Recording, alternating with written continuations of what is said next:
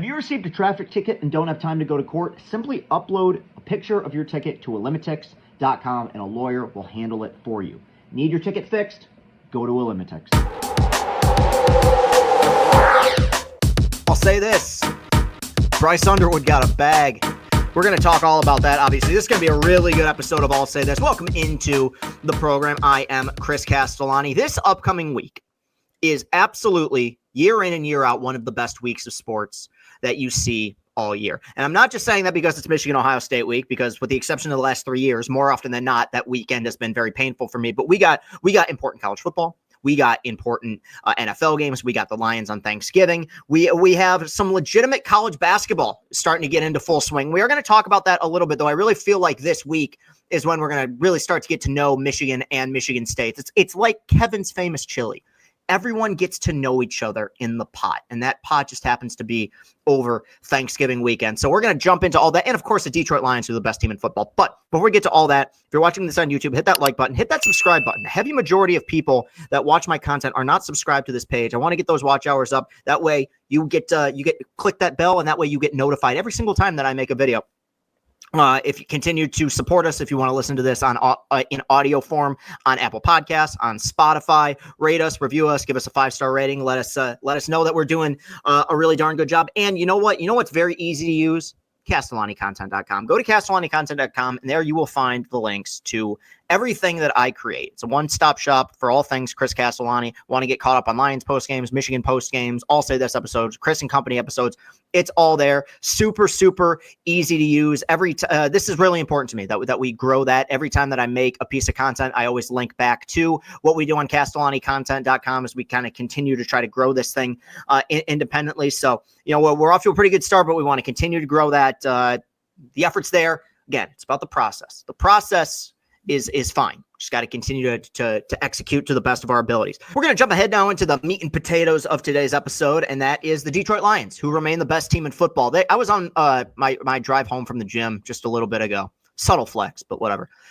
And I really am, the older I get, trying to take in these moments for what they are and how special they are. This team is 10-1. They've won 9 games in a row, man. I mean, and they've done it pretty convincingly in every single game. And I'm about to say something that I will never apologize for. It is not a complaint. But the game that the Lions played on Sunday against the Colts, it made me think something. That was the first game I've watched this year where I said, damn, this team is so good, they're almost boring. Because I would say if we're ranking like most memorable games of the 2024 season for the Lions so far, this is near the bottom of the list, right? They didn't feature some historically crazy efficient offensive game like what we saw against Seattle or what we saw against Jacksonville. They didn't go on the road and beat a really good team like they did against Minnesota or they did against Green Bay. It was like a 6 out of 10 performance, I would say, as a whole. There are some issues with injuries, and we will discuss that. But no, this was a game I was actually worried about because you got the Thanksgiving game coming up next. That's always an emotional one. And you have a short layoff as well, you know, but you only 4 days off in between games. You know, you had that crazy dominant performance last week against Jacksonville. And similar to how I felt coming into the Houston game, I felt like this game could matter a lot more for Indianapolis than it did for Detroit. Detroit has struggled in the past against mobile quarterbacks. Anthony Richardson is a phenomenal athlete. And on the first drive, it kind of seemed like it was going to be one of those games. I mean, the Colts drove right down the field. Lions did a great job of holding them to 3 once they got to the red zone. But it's the MVP of this game and the most improved Lion of this season is Aaron Glenn. This defense has excuses. Like they would have an excuse for a lack of pass rush. You know, you got Carlton Davis injured yesterday. It looks like he's going to need to go in for more imaging, but that could be a serious loss. You got Anzalone, who's one of the leaders of your defense, out 6 to 8 weeks. You have arguably, you know, if not the best defensive end, one of the top 3 defensive ends in all of football out for the remainder of the season. And yet, every single time I keep waiting for this defense to transform into the unit that they've been over the last few years, which is not bad, but just inconsistent, they rise to the occasion. Now, after that first drive, it was very clear what Aaron Glenn's game plan was. And while they didn't do anything spectacular, like this offense is capable of spectacular, right? They're capable of the big plays, of insane efficiency, having a game where they don't throw an incomplete pass.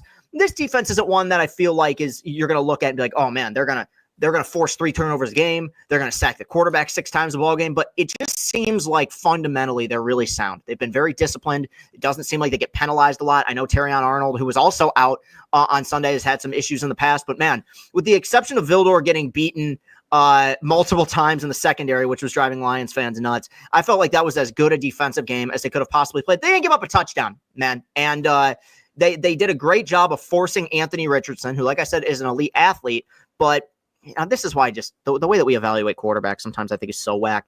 The guy's not accurate, and the Lions knew that, and they planned for that, and they forced him to make throws, and he couldn't. I thought it was a phenomenal defensive performance. Not to say that the offense sputtered by any means, but we've seen this offense be a fully operational Death Star in the past when it is seriously unstoppable. That was not the case on Sunday. I thought that was a C+ effort by the offense. Goff was not as insanely accurate as he's been in the past. They got stuffed on a fourth and 1 near the end zone. I mean, there were a few things that you could kind of point to, but as a whole, just a solid, efficient effort on both sides of the ball. There was never really in doubt.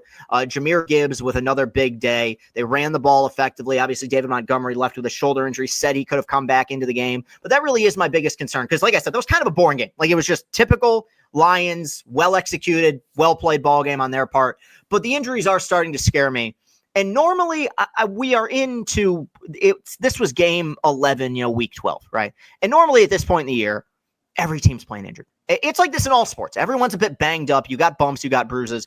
What kind of scares me is the fact that there's such a short layoff before the next game. This team's gotta grab themselves up by the bootstraps and go play another game on Thursday and Thanksgiving at Ford Field against the Chicago Bears. Now, the Bears are a mess, and based on what I read on Twitter and what I've seen with my eyes, they just keep finding new ways to lose. But when you have a team that has as many injuries as they do, I mean, I've left off a few. Khalifa Raymond injured, Decker injured again. I mean, you don't know how long it's going to take for these guys to be able to play another game. And even if they do play, it's going to be on short rest. So I do have some concerns, and this team, I think, has been so efficient. They've been so disciplined.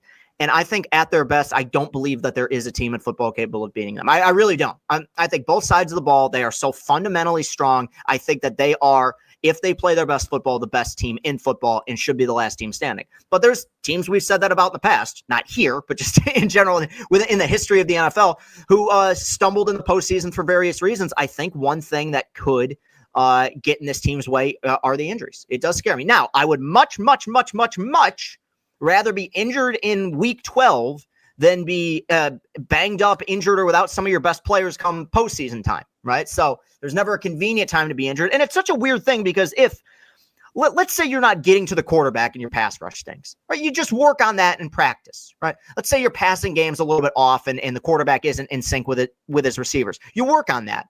You don't work on being more healthy in practice. Nobody goes into a game trying to get injured. It's a lot of it is just bad luck. But in the game of football, in the game of sports, in the game of life, you need a little bit of good luck. And so the injuries right now are the one thing that I'm not going to say scared, but just a little bit concerned. But all in all, I feel like I'm nitpicking. I mean, that is something to be a bit worried about. But the team has been playing so well. Nine wins in a row. I keep saying that to myself, thinking that at some point it's not going to be real. Yeah, it actually is. This team has been that good. So, yeah, not much else to say. Really solid effort going on the road in Lucas Oil. Good work. Let's move on. All right, let's talk college ball now. Let's talk Michigan Wolverines. It is the game week. I mean, every week is game week, but then there's the game, which is Michigan-Ohio State. Michigan played legitimately, I thought, their best game of the season on Saturday against Northwestern, winning 50-6, right? It's disappointing in many ways because and Northwestern's not any good. Okay. I'm not sitting here saying they beat some quality opponent, but this was the first time, and it took 11 games, but this was the first time in which I felt like collectively we saw the team we thought we were going to see coming into the season, because this was a team that was highly ranked coming into the year. They were the defending national champions. And while we knew there were some holes on their roster, and while we knew they were going to take a step back from last year's perfect season, we also felt like, man, there's a ton of talent on here. And what we saw on Saturday against Northwestern was a team with a stingy defense that was, just hard to penetrate, a quarterback that was managing the game pretty effectively, and a running game that was potent, opening up holes for two really good running backs. And they had chunk plays in the second half of that game from Mullings and from Edwards. It was really the first time all season that we saw that. And so, how does it make me feel about this upcoming Saturday against Ohio State? Look, Michigan is a worse team than Ohio State.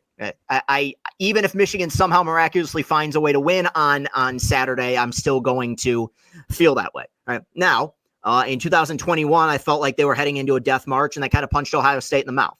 This is significantly different because ultimately I've tried to break down what worked in the last 3 years. And in a lot of ways, it was kind of different. In 2021, it was as simple as Ohio State's front seven was not ready for Michigan's physicality. And that offensive line and those running backs wore them down. In 2022, you had Ohio State in the first half desperately stacking the box, trying to stop the run game, which they did. But then J.J. McCarthy played like a five-star quarterback in the second half down, and then Edwards got hot. The two big touchdown runs, the rest is history. Last year, those were just two really evenly matched teams. So they were kind of three different games despite a lot of the same players. In this particular matchup, there are things that I saw finally against Northwestern where I'm like, okay, maybe there is something here where Michigan could have success on Saturday against Ohio State. If they force an early turnover, if the defense is tough, if that front seven does play the way that they've played over the last three halves of football. I mean, really going back to the second half against Indiana, I think this is the best football the defense has played all season. But man, I know the numbers were solid. They were. But when you watch Michigan's games, the noticeable limitations at the quarterback position are just so there. I mean, they have no faith at all that Davis Warren can throw the ball more than 5 yards downfield. And Colston Loveland didn't play in the second half against Northwestern. I don't know what the issue is there, kind of an undisclosed injury. I mean, I know there's depth at the tight end position, but they are in deep, deep trouble if their best offensive player, or at least their second best offensive player, is out for the biggest game of the season. I guess in 2021, Michigan found a way to beat Ohio State by just dominating the line of scrimmage. I felt like in each of the last two seasons, while they did the same thing and the running game was really solid, the offensive line was really solid, they don't win those games without J.J. McCarthy playing like a five-star quarterback. And again, last year's numbers, were they super impressive? I don't know. Ohio State was a top 10 defense, and he was 16 for 20. Threw a touchdown pass to Roman Wilson that was, just a dot, threaded the needle. The point I'm trying to make is I don't see Michigan winning this game unless we see a different version of Davis Warren at quarterback. Either that or Ohio State just plays so sloppy, is just slinging the ball all over the field, throwing the ball to the other team, that Michigan has short drives. But, that's wishful thinking. I do think there is a slight psychological advantage that Michigan has in this game. And hear me out, because as a Michigan fan, I've seen Michigan teams that are on the other end of this in the past. When you have your heart ripped out and your season essentially ended multiple years by an opponent, you do go into the next year's game with traumatic visions of sugar plums dancing in your head. Okay? I mean, I remember in 2021, like I said, I thought they were headed into a death march because in the back of my head, I was thinking about 2019 and 2018 and, all the games that they had lost before that. And I guarantee you, as good as they played in that game, a lot of those players were too. There just comes a point where you hunker down and you cut it off. I could see in the early part of this game, even with the talent advantage, even with the coaching advantage, even with home field advantage, Ohio State playing a little bit tight. If Michigan loses this game, it is another notch on what has been a wildly disappointing season. If Michigan wins this game, it's the feather in the cap of what has still been a wildly disappointing season. If Ohio State loses to Michigan on Saturday, it shakes up the entire program. The one thing I will say, and no fan base handles losing this game well. They don't. Okay, trust me. I worked for Mason Brew when they gave up 62 in 2018 against Ohio State. I remember that Anthony Broom, Luke Giardi, and I had a trauma session recording a podcast after that game. But Ohio State handles losing to Michigan much worse than Michigan handles losing to Ohio State. And Ohio State has lost this game 3 years in a row. And they came into the season with national championship or bust, and that obviously included beating Michigan. That does put pressure on Ohio State in this game more than there is on U of M. Michigan's got 3 straight Big Ten titles. Michigan's got a national championship. If Ohio State loses this game, Ryan Day ain't coming back next year. And this team that they paid a ton of money for, and we're going to talk more in a second about guys you're paying a ton of money for, will go down as, one of the biggest disappointments / failures in the history of Ohio State football. And they'll have lost to easily the worst Michigan team in a decade. So if I'm U of M, I'm playing loose. You got nothing to lose in this game. If you're a senior on this team, your legacy is already made. You've got a national championship. A lot of these guys are going to be going to the NFL. Go with the trick plays, play loose football against a team that I think in the back of their heads still has, is a little bit scarred from the last several years. And that's not me saying that Ohio State is mentally weak or anything like that. Because like I said, I've seen Michigan on the receiving end of that in the past. I remember in 2021, they got off to this great start. They scored a touchdown on the first drive, and then Cade threw a pick in the end zone, and it felt like energy was immediately sucked out. Now, of course, Aiden Hutchinson, was eating CJ Stroud for breakfast, lunch, and dinner, and so it didn't make a difference. But there will be those vibes, I feel like, at the Horseshoe in this game. So I may even be sounding slightly optimistic here, but I don't. And I've seen weird things happen in this game. I have, trust me. I sure as hell didn't think Michigan was going to give up 62 in 2018, and I sure as hell didn't think that they would just punch him in the mouth in 21 and 22, right? I mean, this is, if not unpredictable at points. But Ohio State is significantly better than Michigan this season. These are not evenly matched teams, and unlike the last several years, I feel like the coaching advantage favors Ohio State. I don't think Michigan has the staff the way that they have over the last several years to be able to outcoach Ryan Day, who admittedly over the last few years in this game has at points played not to lose. And if you can get Ohio State into that predicament again, maybe you can give them a little bit more trouble. But ultimately, when you look at the last 3 seasons, while there were varying things that led to Michigan winning those games, I brought up JJ, defense being spectacular. They finally worked out the game plan of how to contain Ohio State. But in general, Michigan ran the ball effectively in all 3 of those games. They sustained drives, and especially in last year's game, they wore down Ohio State's defensive line. I mean, they put together a 6.5, 7-minute drive that essentially iced the game away. It only led to 3 points, but the defense on Ohio State's end was just completely worn down by the end of that game. Michigan this season, I just have not seen an offensive line that's going to be capable of doing that. Now, I saw this brief glimmer of hope on Saturday against Northwestern, where for the first time all season, they were opening up significant holes for these talented running backs. And that does put the idea in the back of my head of maybe it's possible. But I worry that that's false hope because, no disrespect to what Braun's doing at Northwestern, but Northwestern and Ohio State, you're 6-5. You are going to a bowl game. And now you have a chance to do the funniest thing ever. And while I felt like last year to me was the biggest game in the history of Michigan, Ohio State. They were both undefeated. It was coming off the sign stealing stuff. I mean, that was such a momentous shift. I mean, you stuck the knife in last year, and then what's that line, the rule in Zombieland, the double tap. You have the opportunity to come back and just end them completely. I mean, just throw the program into complete disarray, which would be hilarious. I just wish that I'd seen a team through the first 11 games that inspired more confidence that they could do that. So yeah, we're going to move on. We are going to continue to talk about Michigan football here, but it has to do with a high schooler. So this was the news of the week. And maybe I buried the lead a little bit, but that's what you do. Got to get those radio, they call it the quarter hours up. Bryce Underwood, who I've talked about on this show, who's been, a hotly contested or hotly talked about recruit. Number 1 recruit in the country. He had verbally committed to LSU in the middle of last week. It was Adam Schefter, Michigan alum, who reported that Bryce Underwood had flipped from LSU and had officially committed to play quarterback at the University of Michigan. This was the biggest recruiting news for U of M that I can remember. Maybe I'm leaving one out. Rashawn Gary was a huge commit, but he wasn't a quarterback, and he's had a wonderful career with Green Bay. But man, this is different. This is a quarterback. This is potentially, even though we're talking about a coaching tenure that's only 1 year and potentially a coach saving and program-saving recruit. Okay.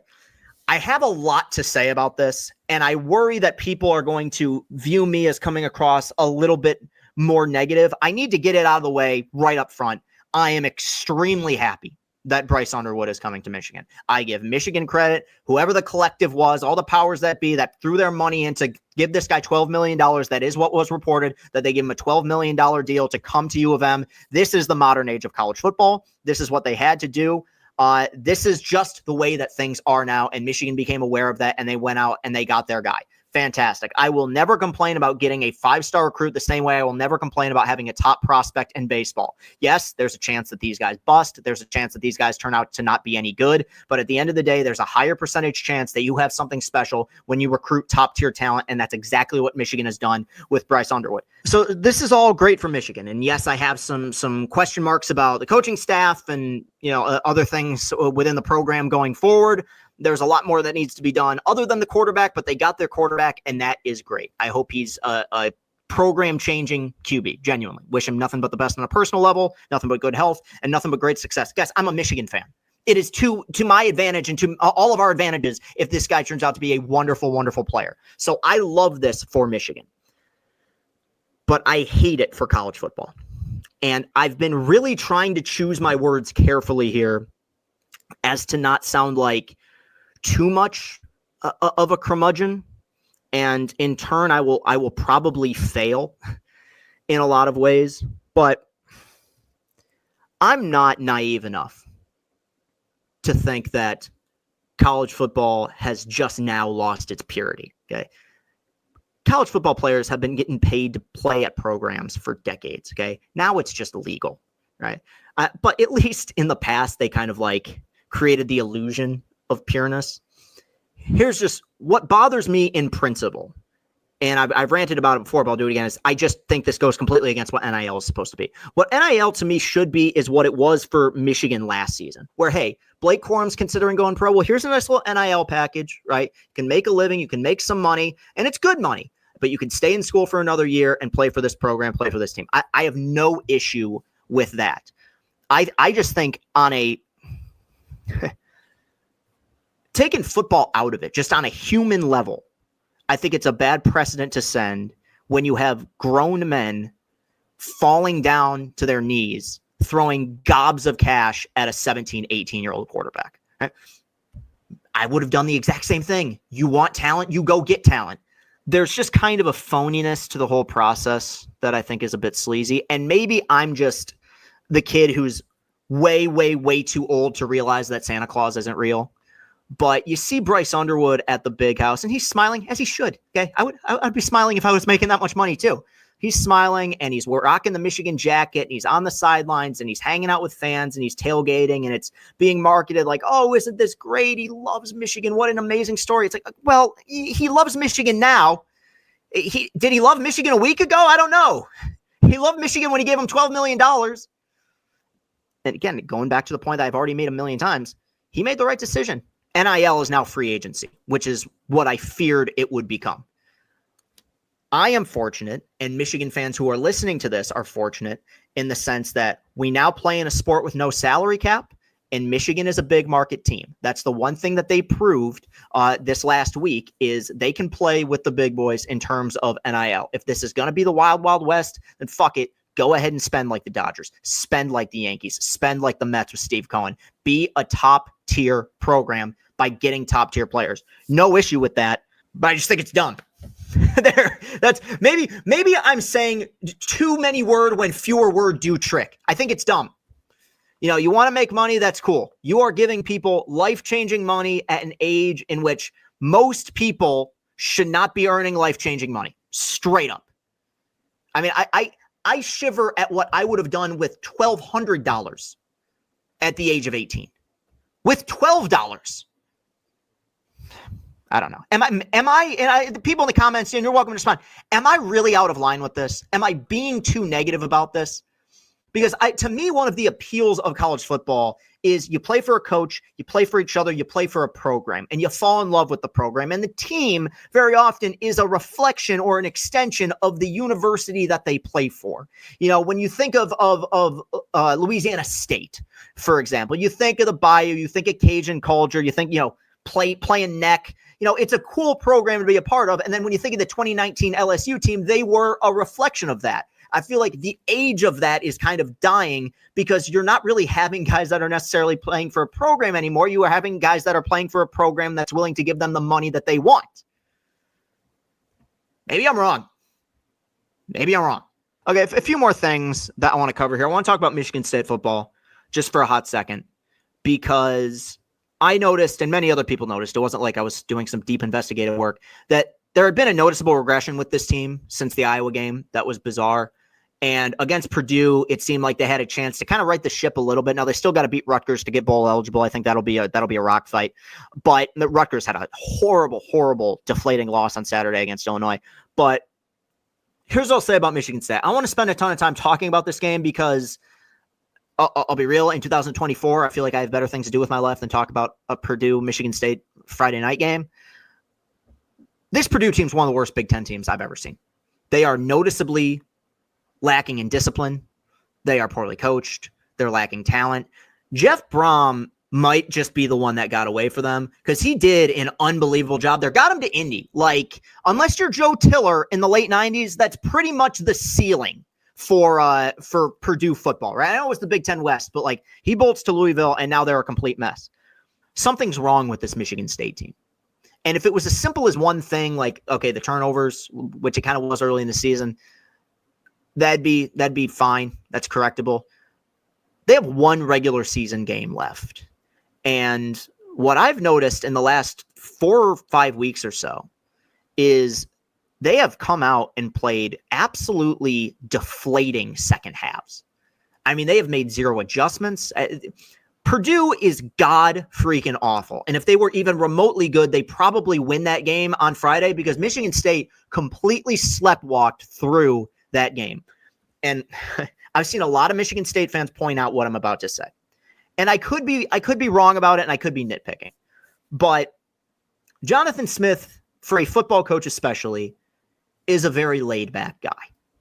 Now, if you win games, who cares? I remember with the Tigers getting that argument with AJ where people are like, AJ needs to get mad and needs to get thrown out of a game. Does he? Does he really? He's the best manager in baseball. His job is to get paid to manage the game. That's what he does. And when the Tigers started winning, I ain't hear any of those complaints. But what I'm noticing is that the energy that the players are bringing onto the field is somewhat of an extension of what Jonathan Smith's energy is.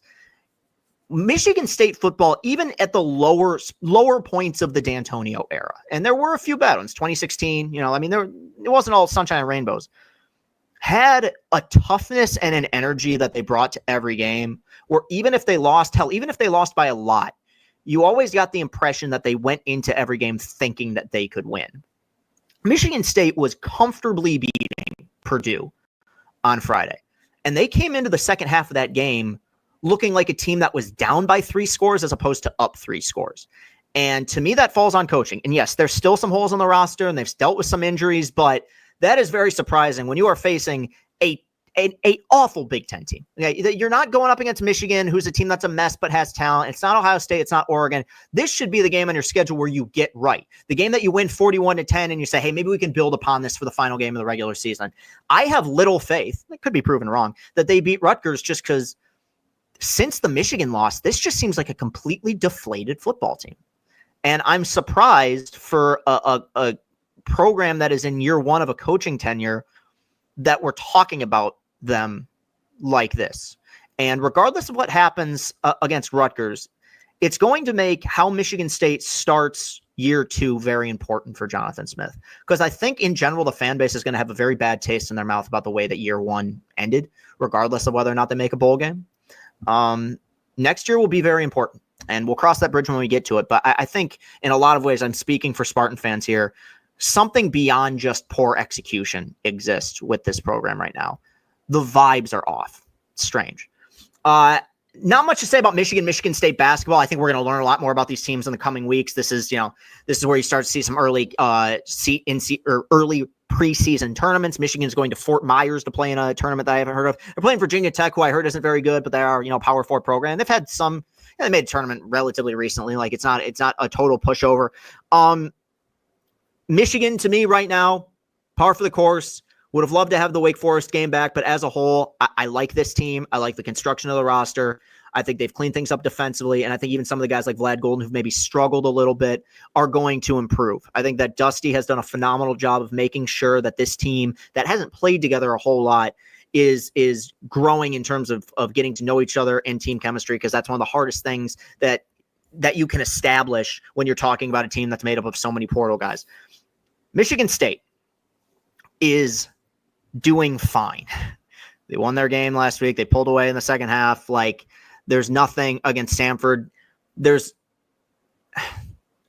nothing awful, right? Like, I would say even last year at this time, it seemed like there was something just kind of off about that team with the way Hogard started the year and the way that just they started the season.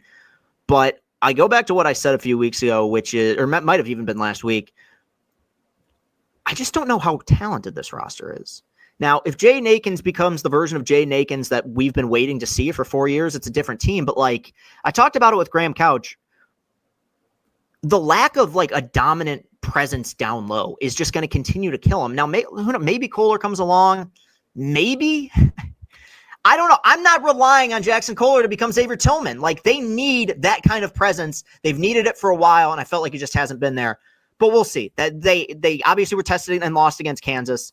Everything else is kind of just early season growing pains for Izzo. But as I've said in the past, I'm going to judge this team a little more harshly because I don't know if we can fall under the, well, it'll all work out principle that we have with so many other Izzo teams. They earn the benefit of the doubt for the longest time. I don't know if we're still at that point. Last thing I want to talk about, there have been some rumors that the Tigers are linked to Alex Bregman. Alex Bregman, third baseman. He's played his entire career in Houston. Wonderful career, excellent player. Great in the postseason. Nearly won the MVP in 2019, right? I mean, Astros legend for sure. On the free agent market, he is a Scott Boras client. Now, it's interesting because Scott Boras, the rumor that was going around is that people were thinking about offering Bregman a 6-year contract, right? In the high 100s, low $200 million range. Boras, who's always asking for top dollar for his clients, was apparently looking for more of a Manny Machado deal. For people who don't remember, Manny Machado, who I think was 26, also a third baseman, when he hit free agency, got an 11-year, $350 million contract. I don't know how to say this. There is no way in fucking hell that Alex Bregman is getting an 11-year, $350 million contract. Okay. The reason I bring this up is because Scott Boras he's famous for asking for a lot and getting a lot for his clients. Last year, Scott Boras did not have a very good offseason. Matt Chapman, while it ultimately ended up working out, got a deal that surprised a lot of people. The Jordan Montgomery deal has been a disaster. Blake Snell is hitting free agency again. And now you see the Tigers linked to Alex Bregman. As much as I would like to see things be different, if it is the case where Bregman gets a 6-7 year deal from somebody, I don't see the Tigers being the team that makes a deal. I just don't. We could talk all day until we're blue in the face about why. You guys know that I would love to see this team spend more than they have. But I think that there's a chance that if Boras continues to have this ridiculous asking price, that the market falls through for Bregman.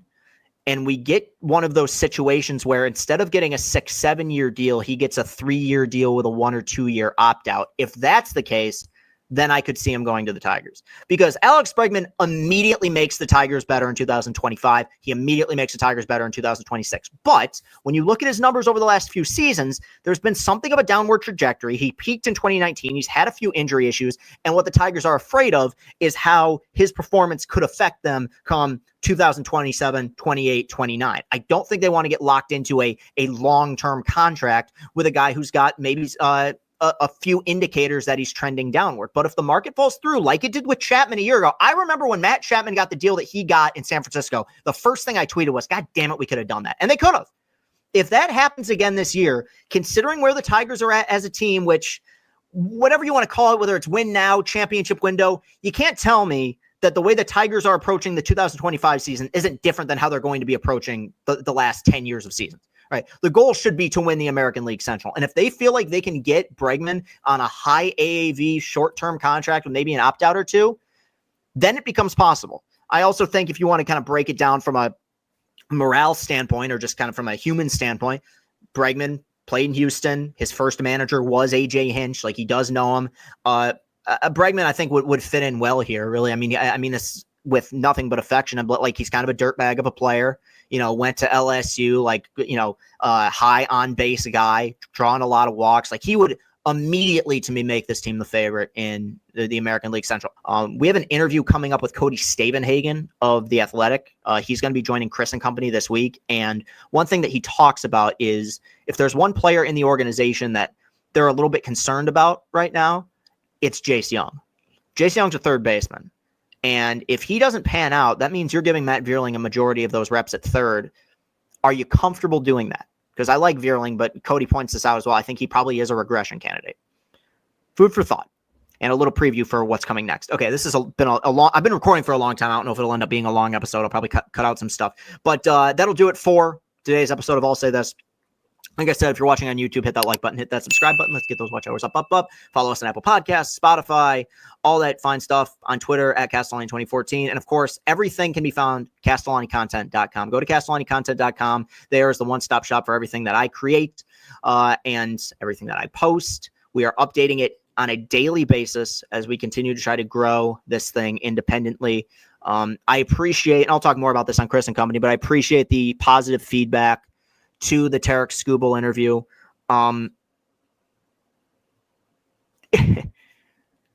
It's an interesting thing because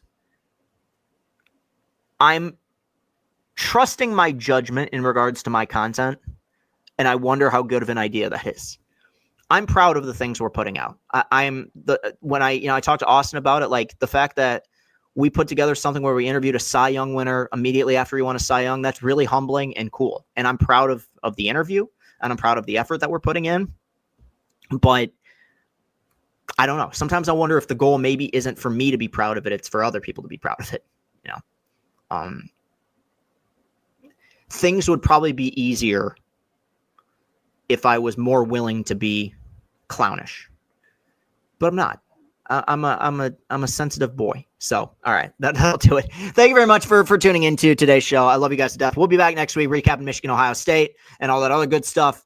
And have a great Thanksgiving. Holy cow. It's really snuck up on us. Eat food, sleep, try not to get too fat.